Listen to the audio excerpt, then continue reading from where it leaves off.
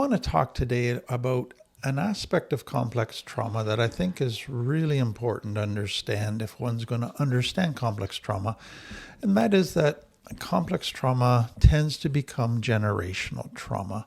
So, what happens to one person tends to get passed on to their children and then to their grandchildren, and it becomes generational. That doesn't mean it's doomed to do that. Doesn't mean that that's going to happen no matter what. One generation can stop the cycle, but the tendency of complex trauma is that it doesn't get dealt with and it gets passed on. And I want to just talk about that for a little bit.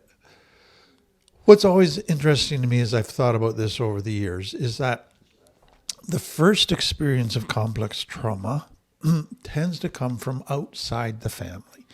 And so something happens, a traumatic event to an individual, or a collective trauma that happens in a community, in a culture, in a country, war, all of those kind of things happen. And then that person doesn't resolve it.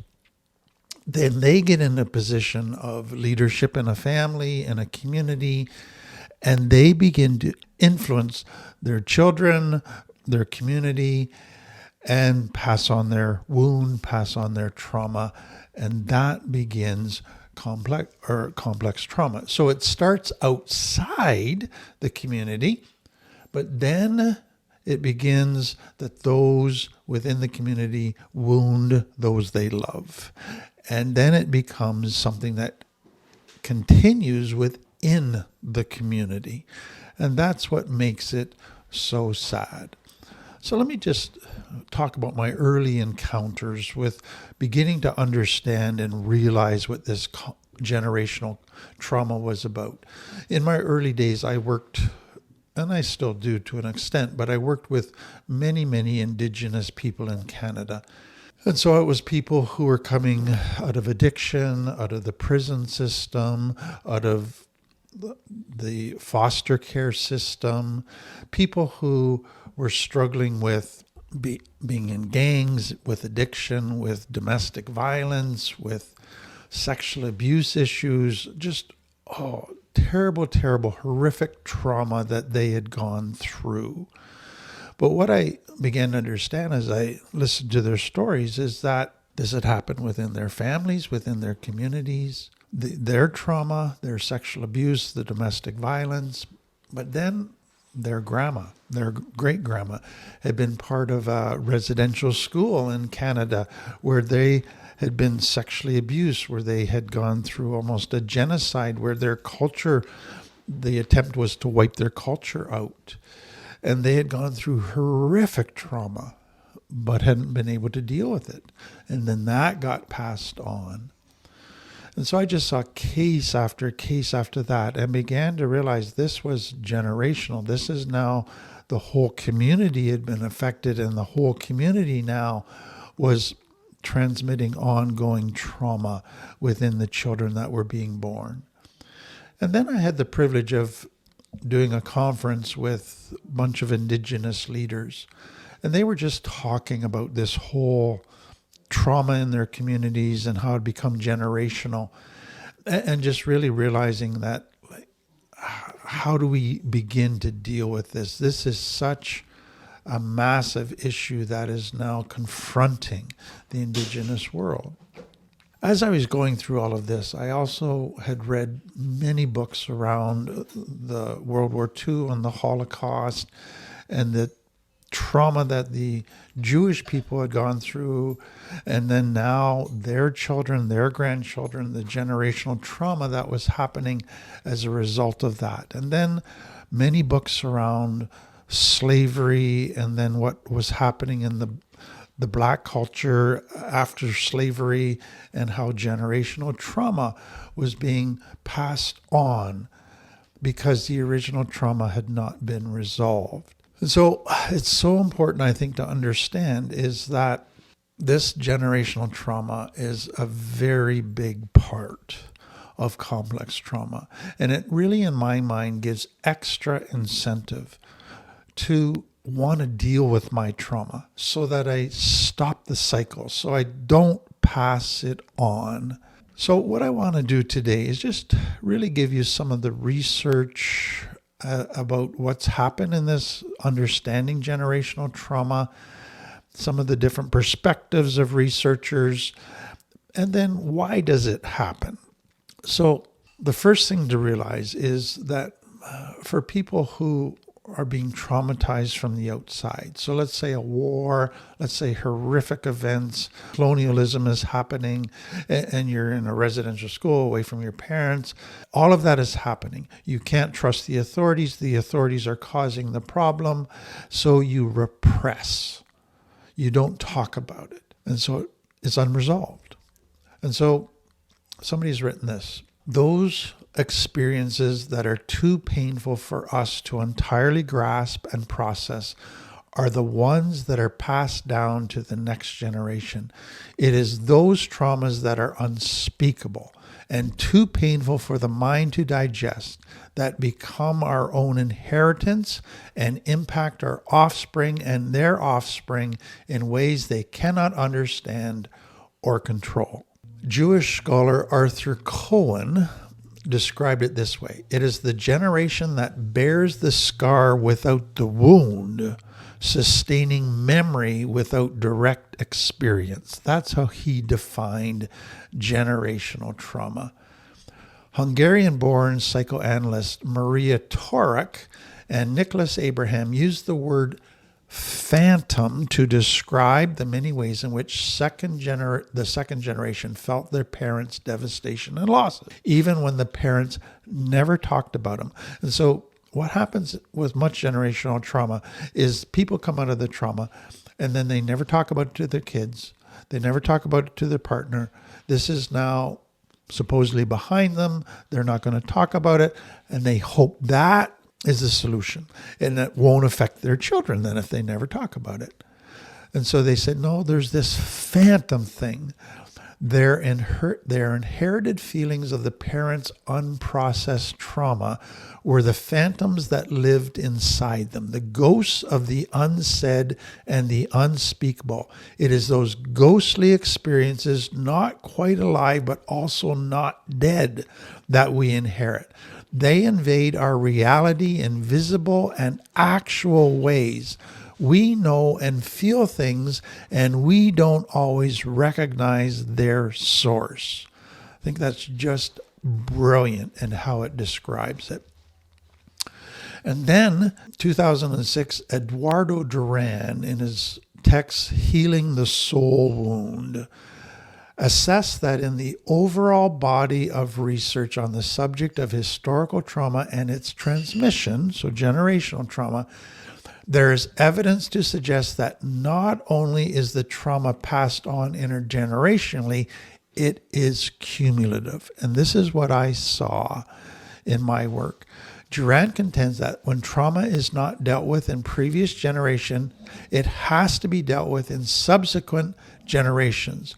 But when it isn't, a more severe trauma gets passed on to each generation. So it just gets worse and worse and worse.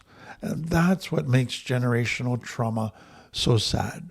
Then he said this: unspoken suffering does not always disappear at the moment of death. It can be passed on. Over time, these ghosts become generational habits and live again and again in experiences such as cultural poverty, the secret violence visited upon daughters, or the denial of the emotional life of sons. These expressions are the legacy of our shared traumas, our collective karma, our denied, unprocessed, unintegrated past.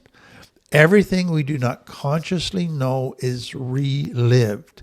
It is held in our minds and in our bodies and makes itself known to us via what we call symptoms. Headaches, obsessions, phobias, insomnia can all be signs of what we have pushed away to the darkest recesses of our minds.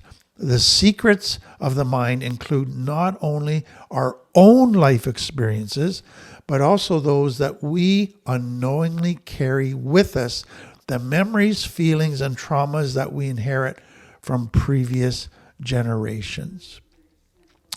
So all of these are saying so brilliantly is that the initial trauma comes from outside, but if it's not dealt with, then somehow it gets passed on to the next generations, and then it gets worse and worse as it gets passed on to the third and fourth generations, and it's not dealt with. So unresolved trauma does not die with the individual. It gets passed on to the next generation, and then the next generation if they don't deal with it, and it accumulates. That's, to me, one of the tragedies of complex trauma. It becomes generational trauma.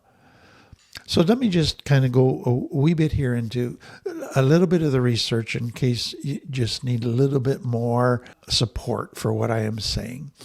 So in 1966, a Canadian psychiatrist, Vivian Rakoff, and her colleagues were some of the first to recognize the concept of generational trauma.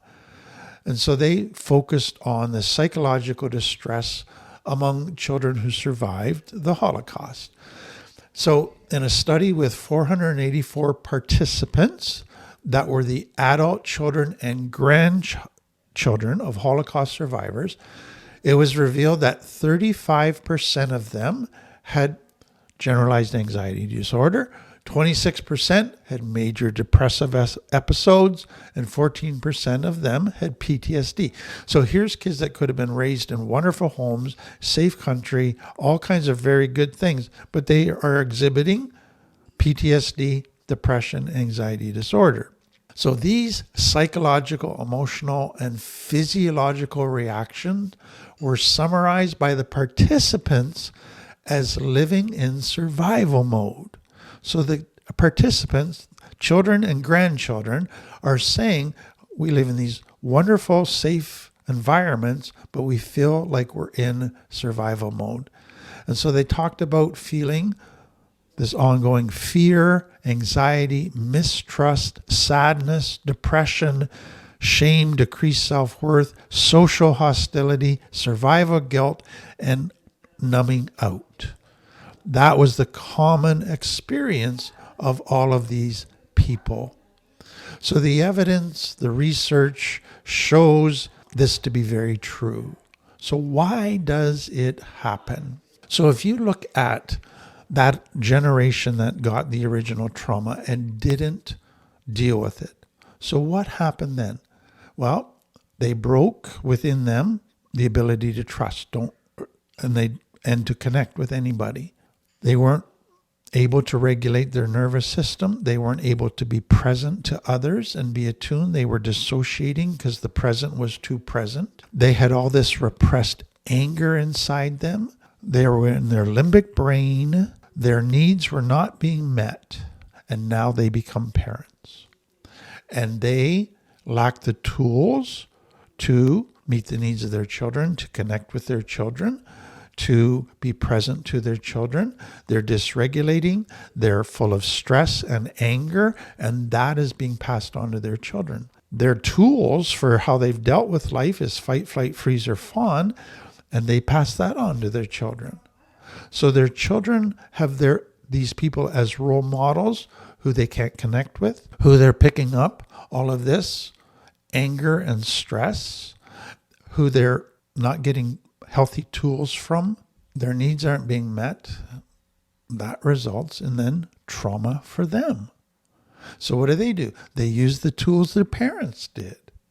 They get the same anger, and then they become adults and they pass it on. So I think if you think about it from all you've learned about complex trauma, you very quickly realize that when a person goes through trauma and doesn't deal with it, they then have to murder parts of their soul to survive. And when they become parents, people can't connect with them. They're not able to regulate their emotions. They're not able to meet the needs of their children. They're not able to be present to their children. And they then create a complex trauma environment for their children.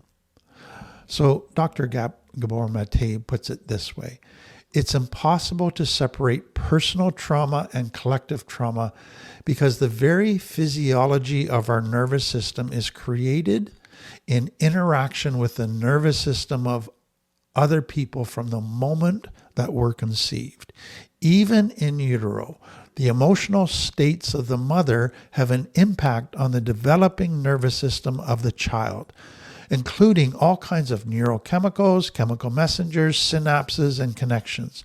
These states affect how brain systems will evolve and to what degree, and this is what will have a lifelong impact. A study done in the aftermath of the Six-Day War in Israel in 1967 found that women who were pregnant then were more likely to have had schizophrenic children as adults. What was happening collectively in the country was reflected in the individual neurobiology of infants in the womb. We know this from multiple international studies. That's because our brains are really wired together.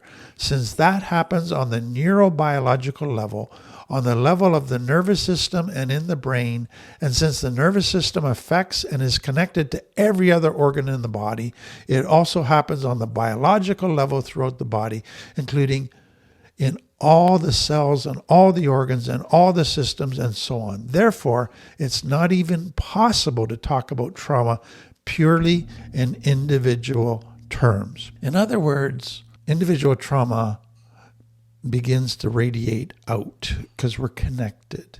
That's then affects the nervous system, the physiology, the immune system, and that's why so many who've gone through generational trauma, so indigenous worlds, struggle with diabetes, with heart issues.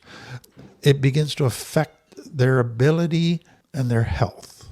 And then they struggle with major depression, anxiety. And that we see that through all of people that go through generational trauma. So mental health, physical health, all begins to be affected. So all of this leads to the whole field of epigenetics. So epigenetics is, so when your genes are here, but above them is something that controls whether a gene gets turned off or on. That's called epi, or over the gene. And that epigenetic force that turns the switches on or off is very much influenced by stress. And so studies starting in the 70s began to validate that survivors' trauma, even the darkest secrets that were never talked about, had a real effect on the children and grandchildren's lives. A large body of research done at the Icahn School of Medicine at Mount Sinai Hospital by Dr. Rachel Yehuda did all this study in epigenetics around traumatic stress. And they began to see that the offspring of Holocaust survivors had lower levels of cortisol, a hormone that helps the body bounce back after trauma. And so traumatic stress begins to affect what genes get turned on in the next generation.